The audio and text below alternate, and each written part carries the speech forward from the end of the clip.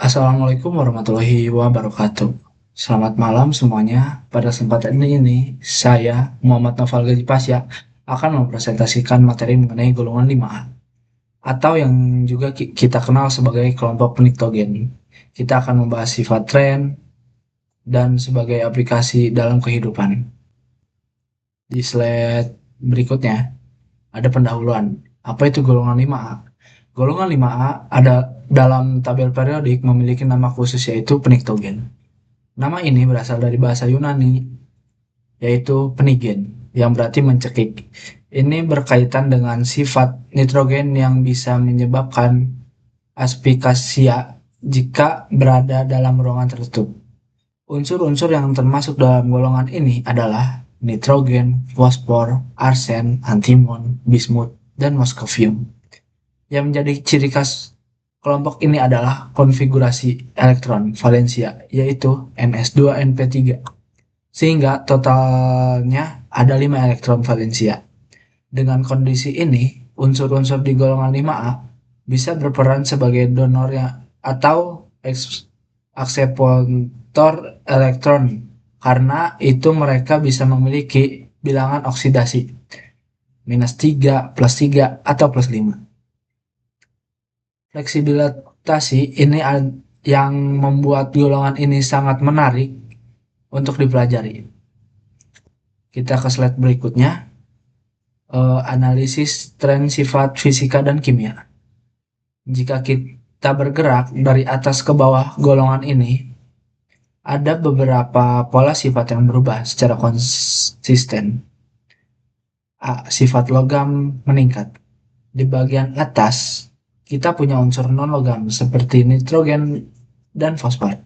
Di tengah, ada unsur metaloid seperti arsen dan antimon.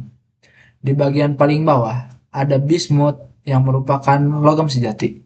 Jadi ini menunjukkan transisi sifat yang sangat jelas dari non-logam ke logam. Dan kita ke B, jari-jari atom meningkat. Semakin ke bawah, jari-jari atom semakin besar karena penambahan kulik elektron. Contohnya, atom nitrogen jauh lebih kecil dibanding atom bismut. Kita ke C, energi ionisiasi menurun. Karena elektron valensia berada semakin jauh dari inti, maka semakin mudah melepas elektron. Itu sebabnya unsur di bawah seperti bismut lebih berperilaku seperti logam. D. Banyak memiliki alotrop, terutama pada fosfor. Fosfor punya bentuk putih, merah, dan hitam. Masing-masing memiliki struktur dan sifat yang sangat berbeda. Fosfor putih sangat reaktif dan bahkan dapat terbakar secara spontan. Kita ke slide berikutnya lagi ya. Nitrogen dan fosfor, dua non-logam penting. Pertama ada nitrogen. Nitrogen berbentuk gas diatomik N2. Molekul ini sangat stabil karena memiliki ikatan rangkap 3 yang sangat kuat. Karena stabilitasnya inilah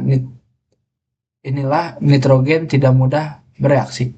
Dalam kehidupan, nitrogen memiliki peran sangat penting, yaitu komponen pembentukan protein, komponen dalam asam nukleat seperti DNA dan RNA. Dan yang terakhir, dasar pembuatan amonia yang kemudian diolah menjadi pupuk nitrogen. Industri pupuk modern sangat bergantung pada nitrogen, terutama melalui proses Haber-Bosch untuk menghasilkan amonia. Dan kedua, ada fosfor. Berbeda dengan nitrogen, fosfor sangat reaktif dan tidak pernah ditemukan bebas di alam. Fosfor putih sangat beracun dan dapat menyala spontan. Fosfor merah lebih stabil dan sering digunakan dalam pembuatan kotak korek api. Dalam tubuh, fosfor berperan sebagai komponen penting pada ATP, yaitu sumber energi untuk sel kita. Secara industri, fosfor digunakan dalam pupuk korek api dan berbagai senyawa kimia lainnya. Kita ke slide berikutnya. Ada metaloid, arsen, dan antimon. Kedua unsur ini adalah contoh metaloid, yaitu unsur yang berada di antara sifat logam dan non-logam. Pertama ada arsen. Arsen terkenal sebagai racun, tetapi dalam teknologi modern, arsen menjadi bahan berharga. Arsen digunakan dalam pembuatan semikonduktor, misalnya gallium arsenida atau gas semikonduktor. Ini dapat dalam perangkat berkecepatan tinggi seperti ponsel dan satelit. Arsen juga memiliki oksida yang bersifat amfoter, yaitu bisa bertindak sebagai asam maupun basa. Dan yang kedua ada antimon.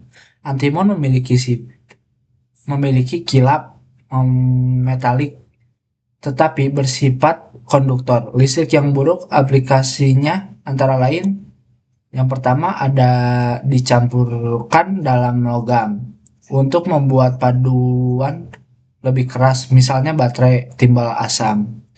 Yang kedua, senyawa trioksida. Antimon digunakan sebagai flame retardant, yaitu bahan yang membuat plastik atau kain lebih tahan api. Kita kasih lihat berikutnya, ada bismut. Logam sejati di golongan 5A. Bismut adalah logam yang unik, warnanya putih keperakan dengan rona kemerahan. Ia juga merupakan salah satu logam non-radioaktif terberat. Beberapa hal menarik dari bismut: memuai saat membeku, tidak seperti logam biasa yang menyusut ketika mengeras. Bismut justru memuai. Hal ini dimanfaatkan dalam pembuatan sekring atau sistem pemadam kebakaran otomatis, aman dan tidak beracun. Bismut menjadi pilihan sebagai pengganti timbal pada solder atau kosmetik. Aplikasi media. Bismut digunakan dalam obat gangguan pencernaan seperti pepto atau bismol. Ke slide berikutnya, moscovium. Unsur sintetis.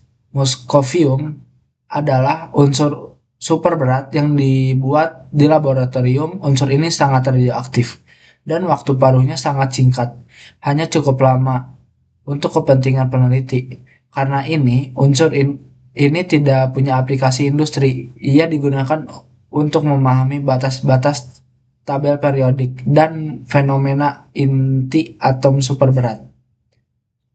Nah, kesimpulannya, ada beberapa poin utama yang bisa kita simpulkan. Yang pertama, golongan 5A memiliki transisi sifat paling jelas, mulai dari non-logam atau nitrogen ke metaloid, arsen, dan antimon, sampai ke logam sejati, yaitu bismut.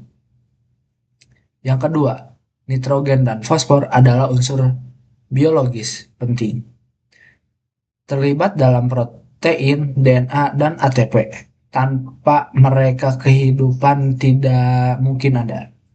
Yang ketiga, aplikasi unsur kelompok ini sangat luas, mulai dari pupuk dan obat-obatan hingga teknologi tinggi seperti semikonduktor dan bahan tahan api.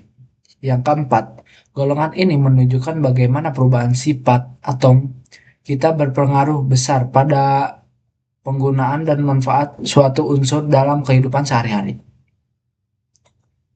Demikian presentasi saya mengenai golongan 5A atau peniktogen. Semoga penjelasan ini membantu kita memahami bagaimana sifat kimia suatu unsur dapat mempengaruhi aplikasinya dalam teknologi dan kehidupan. Terima kasih. Wassalamualaikum warahmatullahi wabarakatuh.